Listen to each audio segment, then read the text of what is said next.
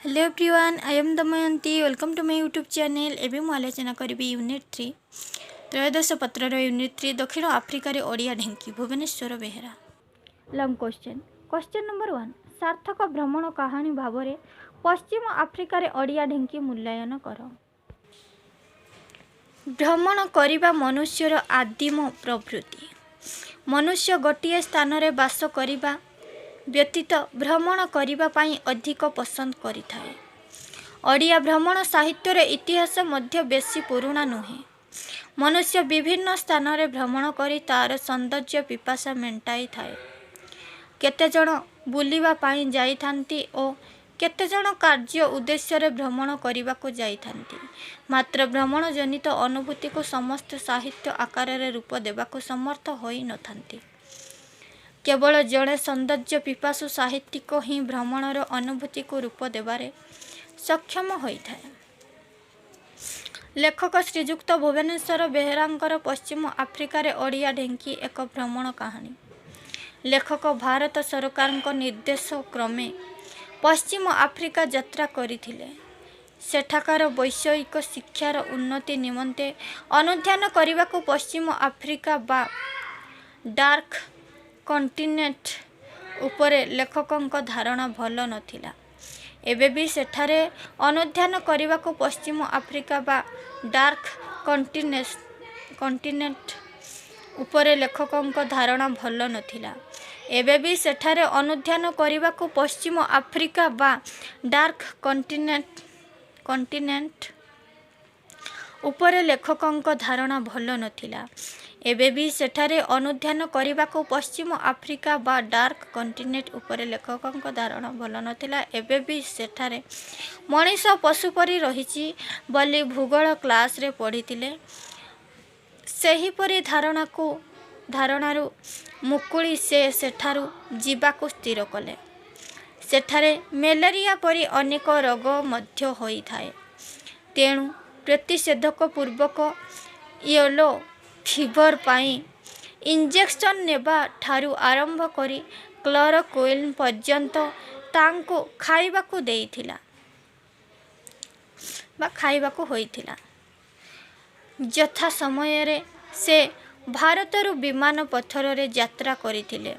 तांको प्रथमे मिस्र कायरारू आक्रा जीवाकू पड़िथिला।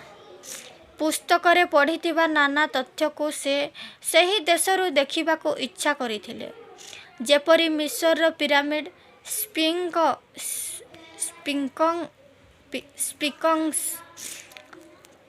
नील नदी एवं पिल्ली परिशेष सहारार मरुभूमि। अनेक समय रे मनुष्यर कल्पनार दृश्य अदृश्य होइथाए। स्वप्न मध्य स्वप्न भंग अवस्था को आसी थाए। जहा मिली नथिला स्वप्नपुरी मिस्र तांकर स्वप्न धूलिसात होइगला। सेठारू से आक्रा जीवा समय रे विमान रे बसी प्रकृतिर दृश्य उपभोग करुथिले। से सबु दृश्य लेखकों लेखनी रे कवित्व भरी देई भ्रमण कहानीटी को बेस उपभोग्य करिबारे सहायक। चक्रकाल रक्त राग और सुनेली रंगरे रंजित होइगलानी। पृथ्वी पृष्ठरे छाया और आलोकर लुचकाड़ी खेल। झरणा और नई नल मानंकरे सूर्य रश्मि जेमिति झलक होउछि। से पानीर धारा सबु तलर रूप किंबा पादर परि चकचक करी आखि झलसाई पुणी अदृश्य होई जाइछि। अन्य स्थान रे पुणी देखा देइछि सेही रूपेली सूता।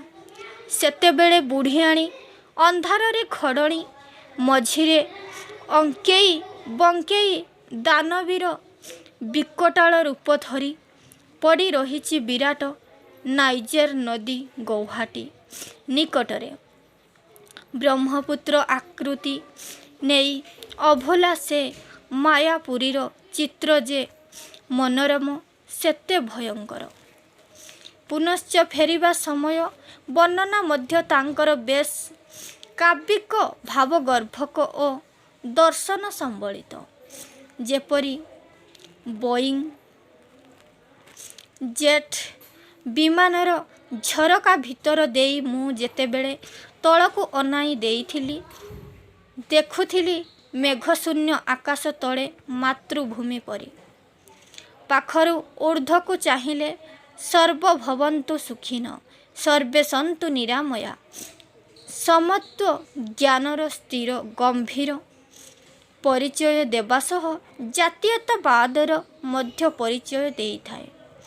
ଲେଖକ ପଶ୍ଚିମ ଆଫ୍ରିକାର ଲାଇବେରିଆ ଗଣରାଜ୍ୟ ଯାତ୍ରା ବ୍ୟବସ୍ଥା, ଖାଦ୍ୟ, ଆତିଥ୍ୟତା, ପୋଷାକ, ପରିବେଶ, ପ୍ରାକୃତିକ ସମ୍ପଦ, ଶିକ୍ଷା ଆଦି କଥା ଉଲ୍ଲେଖ କରିଛନ୍ତି।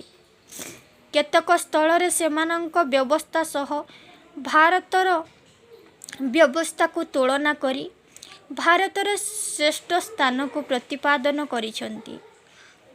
ସେପରି ଭାରତୀୟମାନଙ୍କ ଶୂନ୍ୟର ଉଦ୍ଭାବନ ସମ୍ପର୍କରେ ଲେଖକ ଦର୍ଶନ ତତ୍ତ୍ୱର ଅବତାରଣ କରି ପାଣ୍ଡିତ୍ୟ ପରିଚୟ ଦେଇଛନ୍ତି।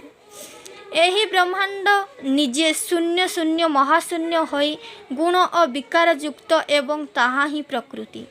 ପ୍ରକୃତି ନିଜେ ଶୂନ୍ୟ କିନ୍ତୁ ବିଶ୍ୱଗର୍ତ୍ତା। ସେହି ଶୂନ୍ୟରୁ ସୃଷ୍ଟି ଆରମ୍ଭ ହୁଏ, ସଂଖ୍ୟା ଜନ୍ମ ନିଏ। ସେହି ସୃଷ୍ଟି ପୁଣି ଲୀନ ହୋଇଯାଏ ଶୂନ୍ୟ ଭିତରେ। ଠିକ୍ ସେହିପରି ଜିରୋ ଶୂନ୍ୟ ହେଲେ ମଧ୍ୟ ବିଶ୍ୱଗର୍ତ୍ତା ଶୂନ୍ୟ। ପ୍ରକୃତି ଯେପରି ପୁରୁଷର ସ୍ପର୍ଶ ପାଇଲେ ତେଜିୟାନ ହୋଇ ଉଠେ ଏବଂ ସଂଖ୍ୟାକୁ ଜନ୍ମ ଦିଏ, ଜିରୋ ସେପରି ସଂଖ୍ୟାର ସ୍ପର୍ଶ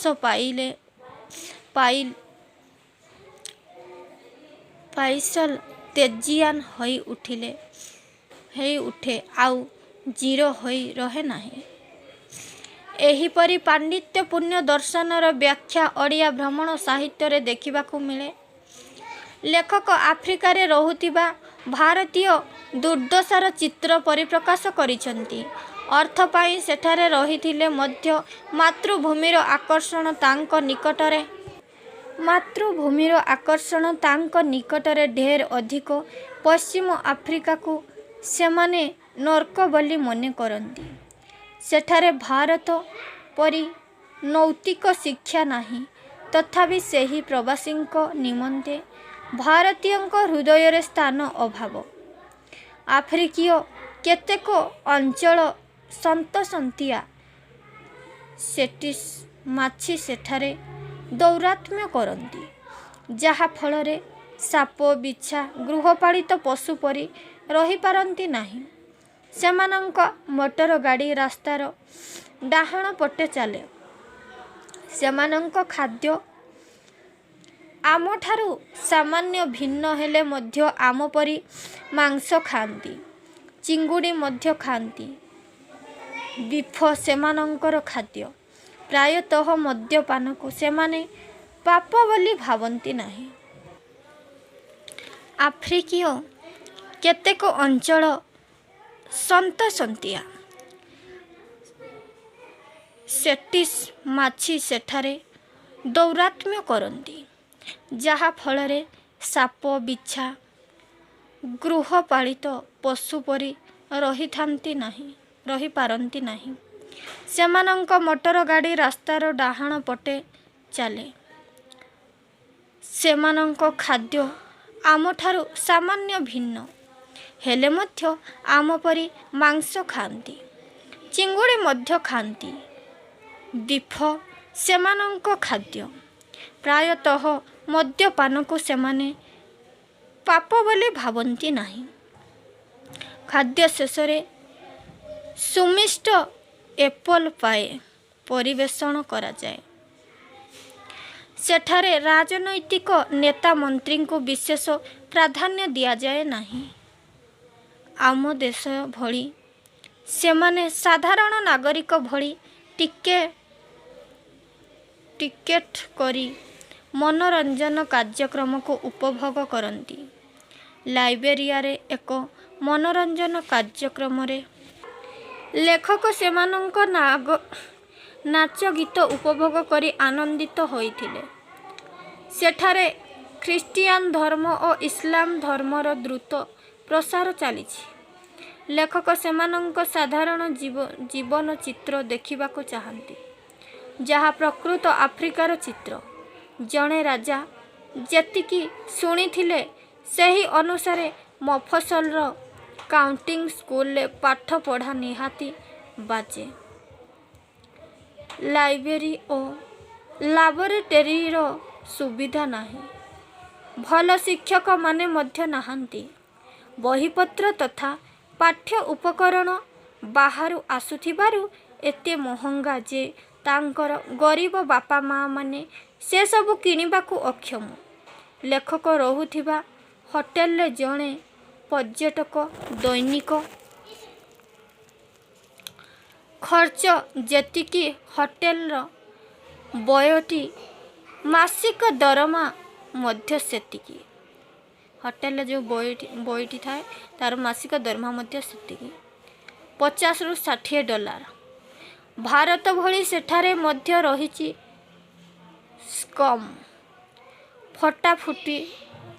फटाफुटा एजबेस्ट सीट, कलंकित धरा अथवा आलकातरा, ड्रम कटा टीण, चादर घेरा कांथीबाड़, घासपत्र आउ जाबतीय भंगारुजा जिनिसरे छपर दिया जाइथिबा छात। सेहीपरि घर भारतर वार्डर हावड़ा स्टेशन, निजामुद्दीन स्टेशन और दिल्ली नगरी रे देखिबाकू मिली थाए। लाइबेरियार अमेरिकार प्रवेश बेसी, तेणु लाइबेरिया को कला अमेरिका, छोट अमेरिका और आफ्रिकान अमेरिका बोली अनेक कहिसंती। 400 वर्ष तले सेठाकार मनीष मानंकु बनर हरिण परी धरी नहीं आरब देशर बजार रे बिक्री करुथिले। पुणी अमेरिकान माने तांकु नेई तांको कथा क्षेत्रे खटाउथिले। कृतदास प्रथा उठिजिबा परे निज देश को फेरीथिबा आफ्रिकीय माने अमेरिकार सभ्यता संस्कृति धरी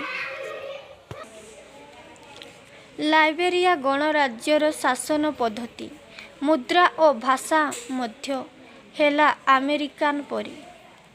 लेखक मध्य सेठारे सेंडी सोसाइटीर झियो देखिछंती। सेही झियो माने विवाह पूर्वर खला देहरे रहंती। एक रकमर काठुआ चिक्कण माटी, बक पाउडर एवं नाना रकमर बासना अतर मिसाई निज देहरे लेप दियंती। आउ कौनसी धरणर अलंकार पिंधंती नाही। सेठारे बणुआ फलमूल, तलपमद, पास तेल मिले। लाइबेरिया गणराज्य 9टी काउंटीरे विभक्त। प्रत्येक काउंटीरे निर्वाचित सुपरिटेंडेंट रहंती। सेमाने बेस क्षमताशाली। सेमानंकर शिक्षा व्यवस्था केतेकांशरे त्रुटियुक्त। वैषयिक ज्ञान क्षेत्र रे सेमाने उन्नत, मात्र पाठ्य उपकरण रे घर अभाव थिबारु सेमानंकर यथेष्ट उन्नति होई पारि नाही। शिक्षक माने मध्य ठीक भावरे विज्ञान और गणित पढ़ाई पारंती नाही। परीक्षा पद्धति गुणात्मक दृष्टि उन्नत नुहे। नैतिक शिक्षार घर अभाव सेठारे परिलक्षित। कला क्षेत्र रे सेमाने विशेष पारंगम नुहंती। तेणु एक माटी पात्र को सेमाने म्यूजियम रे रखिथिला भली पदार्थ बोली भावंती। सेमानंको अंधविश्वास, सरल विश्वास आदिर चित्र लेखक ड्राइवर माइकेल रो कथारू जानिथिले। एबे भी सेमानंकर मध्यरे भूत प्रेतर धारणा रहिछि। सेमाने हाई प्रीस्ट ओ ऑर्कल मानंको सम्मान दियंती। ଚେରମୂଳିରେ ରୋଗ ଭଲ କରିଥାନ୍ତି। ଔଷଧର ଦାମ ଢେର ଅଧିକ। ଲେଖକ ସେମାନଙ୍କ ସାମାଜିକ ଜୀବନର ଚିତ୍ର ଓ ପରମ୍ପରା ଆଦିର ଚିତ୍ରକୁ ତାଙ୍କ ଭ୍ରମଣ କାହାଣୀରେ ଉଲ୍ଲେଖ କରିଛନ୍ତି। କେତେକ ଆଫ୍ରିକୀୟ ଉପଜାତିଙ୍କ ଶବ୍ଦର ଉଲ୍ଲେଖ ସହ ସେମାନଙ୍କ ଗୀତ ନାଚର ପ୍ରସଙ୍ଗ ମଧ୍ୟ ବର୍ଣ୍ଣନା କରିଛନ୍ତି। ଏସବୁ ଦୃଷ୍ଟିରୁ ଦେଖିଲେ ପଶ୍ଚିମ ଆଫ୍ରିକାରେ ଓଡ଼ିଆ ଢିଙ୍କି ଏକ ସାର୍ଥକ ଭ୍ରମଣ କାହାଣୀ ଓ ଲେଖକ ଶ୍ରୀଯୁକ୍ତ ଭୁବନେଶ୍ୱର ବେହେରାଙ୍କ ଭ୍ରମଣ ଜନିତ ଅନୁଭୂତି ମଧ୍ୟ ଜୀବନ୍ତ ରୂପେ ପ୍ରକାଶିତ ହୋଇଛି। କ୍ୱେଶ୍ଚନ୍ ନମ୍ବର 2, କାଏରୋରୁ ଆକ୍ରା ଯିବା ଲେଖକୀୟ ଅନୁଭୂତି ବର୍ଣ୍ଣନା କର। ଓଡ଼ିଆ ସାହିତ୍ୟ ଆକାଶରେ ଜଣେ ଶ୍ରେଷ୍ଠ ବ୍ୟକ୍ତିତ୍ୱ ହେଉଛନ୍ତି ଡକ୍ଟର ଭୁବନେଶ୍ୱର ବେହେରା। ପଶ୍ଚିମ ଆଫ୍ରିକାର ଓଡ଼ିଆ ଢିଙ୍କି ତାଙ୍କର ରଚିତ ଏକ ଭ୍ରମଣ କାହାଣୀ। ଉକ୍ତ ଭ୍ରମଣ କାହାଣୀରେ ଲେଖକୀୟ ପଶ୍ଚିମ ଆଫ୍ରିକାର ଅନୁଭୂତିକୁ ହିଁ ପରିପ୍ରକାଶ କରିଛନ୍ତି। ଲେଖକ ଶ୍ରୀ ବେହେରା ପଶ୍ଚିମ ଆଫ୍ରିକା ଭ୍ରମଣ ଜନିତ ଯାଇଥିଲେ। ସେ ମିଶରର ରାଜଧାନୀ କାଏରୋରେ ପହଞ୍ଚି ନାନା ଦୁର୍ଦ୍ଦଶାର ସମ୍ମୁଖୀନ ହୋଇଛନ୍ତି। ରାତିରେ ହୋଟେଲର ସେହି କୋଠରୀରେ ଥିଲେ ମଧ୍ୟ ମନ ଚାହୁଁଥାଏ ମିଶରର ପିରାମିଡ୍ ଏବଂ ମିଶରୀୟ ମମିକୁ ଦେଖିବା ପାଇଁ।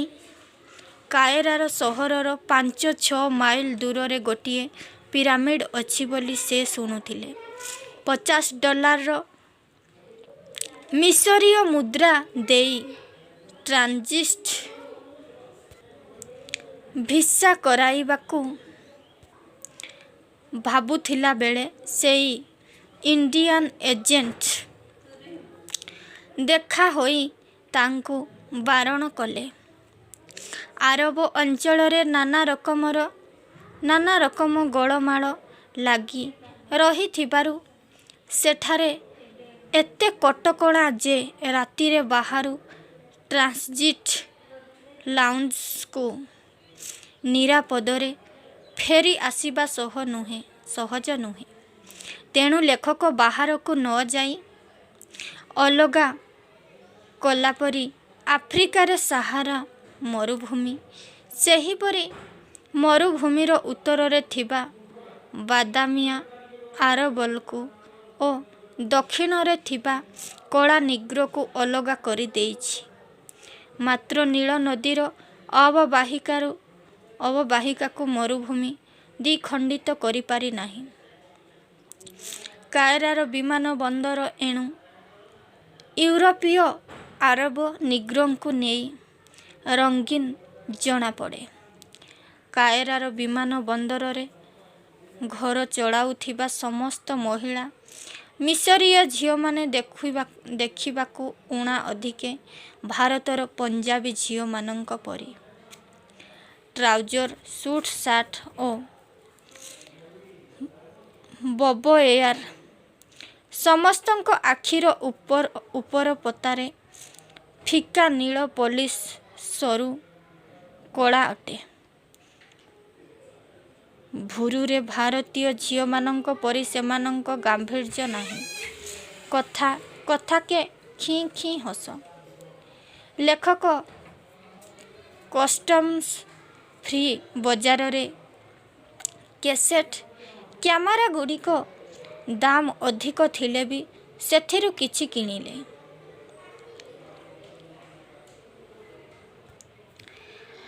ଲେଖକ ରାତି ଭୋଜନ 12ଟାରେ ସାରି କୋଠରୀକୁ ଫେରି ଯାଇଥିଲେ। ହୋଟେଲରେ ଯାଇ ଶୋଇପଡ଼ିଥିଲେ। ବାହାରର ଫର୍ଚ୍ଚା ହେବାରୁ ତାଙ୍କର ନିଦ ଭାଙ୍ଗି ଯାଇଥିଲା। ସକାଳ 6ଟା କି 6:30 ହେବ ବୋଲି ସେ ଭାବିଥିଲେ। ମାତ୍ର ସେତେବେଳକୁ 4ଟା ହୋଇଥିଲା। ମରୁ ଦିଗନ୍ତରେ 6ଟା ବେଳେ ଚାରିଆଡ଼େ ଫଟା ଦିଶିବା ସ୍ୱାଭାବିକ। ଟ୍ରାନଜିଟ୍ ଲାଉଞ୍ଜକୁ ବୁଲିବାକୁ ଯାଇ ଲେଖକ ଦେଖିଲେ ସେଠାରେ ଲୋକାରଣ୍ୟ। ହଠାତ୍ ତାଙ୍କର ଆଖି ପଡ଼ିଲା ଏକ ଲମ୍ବା କ୍ୟୁ ଉପରେ। ଜଣେ ଭାରତୀୟଙ୍କୁ ସେହି କ୍ୟୁରେ ଦେଖି ଲେଖକ ଜାଣିଲେ ଯେ ଆଗ୍ରା ଯିବାକୁ ସେଇ ଗୋଟିଏ ପ୍ଲେନ୍। ବୋଧହୁଏ ସମୟ ବଦଳି ଯାଇଥିଲା। ମାତ୍ର ଦିଲ୍ଲୀର ଏୟାର ଇଣ୍ଡିଆ ତାଙ୍କ ଟିକେଟରେ 2.30 ଲେଖି ଦେଇଥିଲେ। ପୂର୍ବଦିନ ସନ୍ଧ୍ୟାରେ ବି ଇଜିପ୍ସିଆନ ଏୟାର ଲାଇନ୍ସରେ ଟିକେଟ ଓ ପାସପୋର୍ଟ ଦେଖିଲା ବେଳେ କିଛି କହି ନଥିଲେ। ଲେଖକଙ୍କ ଛାତିରେ ପବନ ଅଟକି ଯାଇଥିଲା ପରି ଲାଗିଲା। ସେ ଇଜିପ୍ସିଆନ ଏୟାରଲାଇନ୍ସର କାଉଣ୍ଟରକୁ ଦୌଡ଼ିଲେ। ସେମାନେ ବୋଧହୁଏ ଲେଖକଙ୍କୁ ଖୋଜୁଥିଲେ। ତାଙ୍କର ପାସପୋର୍ଟ ଟିକେଟ ନେଇ ଆଗ୍ରା ପ୍ଲେନ୍ 12ଟାରେ ଜଣାଇ ଶୀଘ୍ର ଜିନିଷପତ୍ର ଆଣି ବୋର୍ଡିଂ ପାସ୍ ସଂଗ୍ରହ ପାଇଁ ପରାମର୍ଶ ଦେଲେ। ଲେଖକ ତରବରରେ ହୋଟେଲର କୋଠରୀରୁ ସୁଟକେଶ୍ ଓ ଆଟାଚି ଘୋଷାଡ଼ି ଆଣି 10 ମିନିଟ୍ ଭିତରେ ଲଗେଜ୍ ନେଇ ଇଜିପ୍ସିଆନ ଏୟାରଲାଇନ୍ସର ଆଗ୍ରା କାଉଣ୍ଟରରେ ପହଞ୍ଚିଥିଲେ। ସେଠାରେ କିଛି ଭିଡ଼ ନଥିଲା। ସେଠାରୁ ବୋର୍ଡିଂ ପାସ୍ ସଂଗ୍ରହ କରି ନେଇଥିଲେ। ସେଦିନ ପ୍ଲେନ୍ରେ ଚଢ଼ି ସାରିଲା ପରେ ଲେଖକ ଭାବିଲେ ଭାରତୀୟ ସଂସ୍ଥାମାନଙ୍କର କାର୍ଯ୍ୟଦକ୍ଷତା ସମ୍ପର୍କରେ ଅଭିଯୋଗ କରନ୍ତି ସତ, କିନ୍ତୁ ଏମାନଙ୍କଠାରୁ ଇଣ୍ଡିଆନ ଏୟାର ଲାଇନ୍ସ ଓ ଭାରତୀୟ ସଂସ୍ଥା ଅନେକ କାର୍ଯ୍ୟଦକ୍ଷତା ଓ ସହାନୁଭୂତିଶୀଳ। ମିଶର ଦେଶର ବୋଇଁ ବିମାନରେ ଲେଖକଙ୍କ ଯାତ୍ରାର ଦ୍ୱିତୀୟ ପାଦ।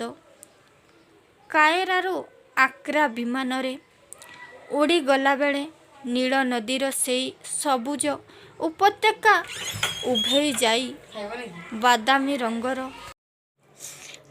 ରଙ୍ଗର ଅସରନ୍ତି ମରୁଭୂମି ଦୃଷ୍ଟିଗୋଚର ହେଲା।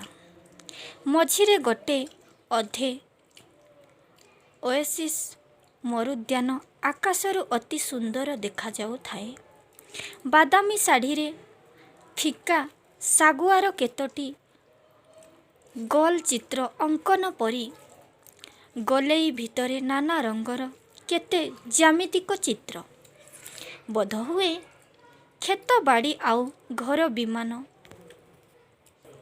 2800 ଫୁଟରୁ 3000 ଫୁଟ ଉଚ୍ଚତାରେ ଉଡ଼ୁଥିଲେ ବି ତଳେ ମେଘ କୁହୁଡ଼ି କି ବାଲିଝଡ଼, ବଣ ଜଙ୍ଗଲ, ପାହାଡ଼, ଗଛପତ୍ର, ରାସ୍ତାଘାଟ, ନଈ ନାଳ, ଗାଁ ଗଣ୍ଡା କିଛି ବି ନାହିଁ। କେବଳ ବାଲି ଆଉ ବାଲି। କେଉଁଠି ଗୋଟିଏ ଅଧେ ବାଲି ସ୍ତୂପ କଳା ରଙ୍ଗର ଛାଇ ପରି ଦିଶେ। ହୁଏତ ଟାଙ୍ଗର ଚଟାଣ। ଘଣ୍ଟା ଘଣ୍ଟା ଧରି ସେଇ ଏକା ଦୃଶ୍ୟ। ବିଶାଳ ସାହାରା ମରୁଭୂମି ଜନପ୍ରାଣୀ ଶୂନ୍ୟ। ଭିତ୍ତିକ ଜୀବନ ବିହୀନ। ବିମାନର ଗତି ଥିଲା ଘଣ୍ଟାକୁ 500ରୁ 600 ମାଇଲ। 2 ଘଣ୍ଟା ଅତିକ୍ରମ କଲେ ବି ସେଇ ଦୃଶ୍ୟରେ ପରିବର୍ତ୍ତନ ନଥିଲା। କିଙ୍ଗ ସୁଲେମାନଙ୍କ ମାଇନ୍ସର ରେ ଚିତ୍ର ରୋମାଞ୍ଚକର କାହାଣୀ ଲେଖକମାନଙ୍କର ମନେ ପଡ଼ିଥିଲା। ଏ ମରୁଭୂମି ମଝିରେ ଯଦି କୌଣସି ବାଟୋଇକୁ ଛାଡ଼ି ଦିଆଯାଏ, ତା'ର ଅବସ୍ଥା କ'ଣ ଯେ ହେବ ତାହା କଳ୍ପନା କରି ଲେଖକଙ୍କ ଦେହ ଶିହରି ଉଠିଥିଲା। ବିମାନ ମଧ୍ୟରେ ନାଇଜେରିଆ ଯାଇଥିବା 2 ଜଣ ଭାରତୀୟ ଓ କେତେଜଣ ଲେବାନିଜ୍ଙ୍କୁ ଛାଡ଼ିଦେଲେ ବାକି ଯାତ୍ରୀ ନିଗ୍ରୋ। ସାଧାରଣ ଭାରତୀୟଙ୍କ ତୁଳନାରେ ଏମାନେ ଦେଖିବାକୁ ବେଶ୍ ବଡ଼। ଭଦ୍ର ମହିଳାମାନେ, ବିଶେଷ କରି ପୃଥୁଳକାୟା, କଳା ଦେହରେ ମୋଟା ଓଟ, ଚଉଡ଼ା ନାକ, ଛିଟ ଓଢ଼ଣୀରେ ଢଙ୍କା ମୁଣ୍ଡ ଏବଂ ବଡ଼ ବଡ଼ ହ୍ୟାଣ୍ଡବ୍ୟାଗ୍ ସେମାନଙ୍କ ରୂପକୁ ଆହୁରି ବୃଷାଳ କରି ତୋଳି ଧରିଥିଲା। ଲେଖକଙ୍କ ସାମନାରେ ସିଟ୍ରେ 2 ଜଣ ଝିଅ ବସିଥିଲେ। ଲେଖକଙ୍କ ସାମ୍ନା ସିଟ୍ରେ 2 ଜଣ। ସେମାନେ ବେଶ୍ ପତଳା, ମୁଣ୍ଡକୁ ବିଭିନ୍ନ ପ୍ରକାରର ସଜେଇଥିଲେ। ସେମାନଙ୍କର ହରିଣୀ ପରି ଆଖି, ଚକଚକିଆ ଧଳା ଥାଉଁ କଅଁଳ। ସେମାନଙ୍କୁ ଦେଖି ଲେଖକଙ୍କ ମନେ ପଡ଼ି ଯାଇଥିଲା କ'ଣ ନା, ଅଙ୍କଲ ଟମ୍ସ କେବିନ୍ ମଇଁଷି ପାଖରୁ ତା ବାଛୁରୀକୁ କି ଛଡ଼ାଇ ନେଲା ପରି ଆରବ ଲୋକେ ଏଇ ବିଶାଳ ନିଗ୍ରୋ ବାପା ମା'ଙ୍କ ଠାରୁ ଏମିତି କଅଁଳିଆ ପୁଅ ଝିଅଙ୍କୁ ଜବରଦସ୍ତି ଛଡ଼ାଇ ନେଇ ମିଶର ଆଉ ସୁଦାନର ବଜାରମାନଙ୍କରେ ବିକ୍ରି କରି ଦେଉଥିଲେ। ହିଂସ୍ର ବେପାରୀମାନଙ୍କ କଠୋର ଆଉ ନିର୍ଦ୍ଦୟ ଚାବୁକ କେଉଁଆଡ଼େ ପଳାଇ ଯିବାର ଉପାୟ ନାହିଁ। ଏକ ପାଖରେ ଗଭୀର ସମୁଦ୍ର, ଅନ୍ୟ ଚାରିଆଡ଼େ ସର୍ବାଗ୍ରାସୀ ସାହାରା। 3 ଘଣ୍ଟା କାଳ ସାହାରାର ଦୃଶ୍ୟ ଦେଖି ଲେଖକ ଅନେକ କିଛି ଭାବି ନେବାବେଳେ ଘୁମେଇ ପଡ଼ିଥିଲେ। ଆଖି ଖୋଲି ଦେଖିଲେ କାଁ ଭାଁ କେତେ ବୁଦାଳିଆ ଗଛ ଦେଖାଯାଉଥାଏ। ଲେଖକ କେନ ସହରରେ ପହଞ୍ଚିଲେ। ସେଠାରେ ବିମାନଟି ଅଧଘଣ୍ଟା ପାଇଁ ଓହ୍ଲାଇଥିଲା। ସହରଟି ନାଇଜେରିଆ ଦେଶରେ ଇସଲାମିକ ଶିକ୍ଷାର ଏକ ବିଶ୍ୱବିଦ୍ୟାଳୟ-ସ୍ତରୀୟ କେନ୍ଦ୍ର। ଧୀରେ ଧୀରେ ବିମାନଟି ଘୋର ଅରଣ୍ୟ ଭିତରେ ପଶିଥିଲା। ସମୟ 5:30 ହୋଇଥିଲେ ବି ଚକ୍ରବାଳ ରାକ୍ତରାଗ ଓ ସୁନେଲି ରଙ୍ଗରେ ରଞ୍ଜିତ ହୋଇଯାଇଥାଏ। ଛାଇ ଓ ଆଲୋକର ଲୁଚକାଳି ଖେଳ ଭିତରେ ଝରଣା ଓ ନଈ ଅପୂର୍ବ ରୂପ ଧାରଣ କରିଥିଲା। ଛୋଟ ଛୋଟ ହ୍ରଦ ଓ ଜଳଭଣ୍ଡାର ରୂପେଲି ପରଦାରେ ଢାଙ୍କି ହୋଇ ଯିବା ପରି ଲାଗୁଥିଲା। ଲେଖକଙ୍କ ବର୍ଣ୍ଣନାରେ ଆକାଶରେ ସୁନେଲି ରଙ୍ଗ, ଜଳର ରୂପେଲି ଝଲକ, ସବୁଜ ଅରଣ୍ୟ, ପୃଥିବୀ ପୃଷ୍ଠରେ ଆଲୋକ ଅନ୍ଧାରର ଘୋଡ଼ଣି, ମଝିରେ ଅଙ୍କେଇ ବଙ୍କେଇ ଦାନବୀର ବିକଟାଳ ରୂପ ଧରି ପଡ଼ି ରହିଛି। ବିରାଟ ନାଇଜର ନଦୀ ଗୌହାଟୀ ନିକଟରେ ବ୍ରହ୍ମପୁତ୍ର ଆକୃତି ନେଇ ଅଭୁଲା ସେ ମାୟାପୁରୀର ଚିତ୍ର ଯେତେ ମନୋରମ ସେତେ ଭୟଙ୍କର। ନାଇଜେରିଆ ରାଜଧାନୀ ଲେମସ ପହଞ୍ଚିଥିଲା ବେଳକୁ ଲେଖକଙ୍କ ଘଣ୍ଟାରେ 7ଟା ବାଜିଥିଲା। ସମୟରେ ସେଠାରେ ଲୋକାଲ ଟାଇମ୍ ଥିଲା 5ଟା। ଲେମସ ସହରଟି ଆଟଲାଣ୍ଟିକ୍ ମହାସାଗରର କୂଳରେ ଅବସ୍ଥିତ। ପଶ୍ଚିମ ଆଫ୍ରିକାର ସବୁଠାରୁ ସମୃଦ୍ଧିଶାଳୀ ଦେଶର ସର୍ବଶ୍ରେଷ୍ଠ ନଗରୀ। ସେଠାରେ ବିମାନ 3 ମିନିଟ୍ ରହିବା କଥା, କିନ୍ତୁ 4ଟି ବୋଇଂ ଉଡ଼ାଜାହାଜ।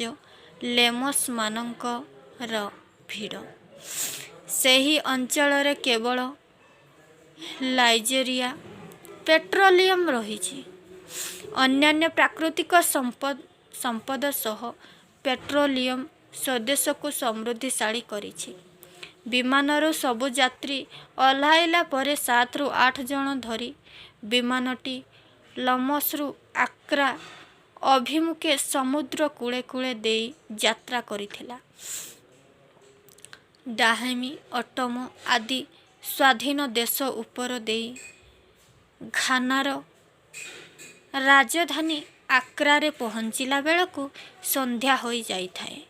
ସେଠାରେ ଲୋକାଲ ଟାଇମରେ ସନ୍ଧ୍ୟା 7ଟା ବାଜିଥାଏ। ଇଣ୍ଡିଆନ ହାଇ କମିଶନରୁ କେହି ଆସିନଥିବାରୁ ଏୟାର ଇଣ୍ଡିଆର ଜଣେ ଲୋକାଲ ଏଜେଣ୍ଟ ଆଫ୍ରିକାନ ଭଦ୍ର ମହିଳାଙ୍କ ସହାୟତାରେ ଇମିଗ୍ରେସନ ଯାଇ ଆକ୍ରାରେ 3 ଦିନ ରହିବା ପାଇଁ ଅସ୍ଥାୟୀ ଭିସା କରିନେବା ସହ କଷ୍ଟମସ୍ ଚେକ୍ ସାରିନେଲେ। ସେଦିନ ବିମାନ ବିଳମ୍ବରେ ପହଞ୍ଚିଥିବାରୁ ହାଇ କମିଶନ ଗାଡ଼ି ବାହାରୁଥିବା ସମୟରେ ଲେଖକ 4 ଡେସି ଦେଇ ଟ୍ୟାକ୍ସିରେ ସେଠାରେ ପହଞ୍ଚିଲେ। ଅନ୍ଧକାରାଚ୍ଛନ୍ନ ମହାଦେଶର ପଶ୍ଚିମ ଅଞ୍ଚଳରେ ଭାରତୀୟଙ୍କର ଗହଣରେ ପ୍ରଥମ ପଦାର୍ପଣ କରି ଲେଖକ ନିଶ୍ଚିତ ହୋଇଥିଲେ। ଆଜିର ଆଲୋଚନା ଏତିକିରେ ସମାପ୍ତ କରୁଛି। ପରବର୍ତ୍ତୀ ଭିଡ଼ିଓରେ ଅନ୍ୟ ଲଭ୍ କ୍ୱେଶ୍ଚନ୍ ଗୁଡ଼ିକ ଆଲୋଚନା କରିବି। ନମସ୍କାର।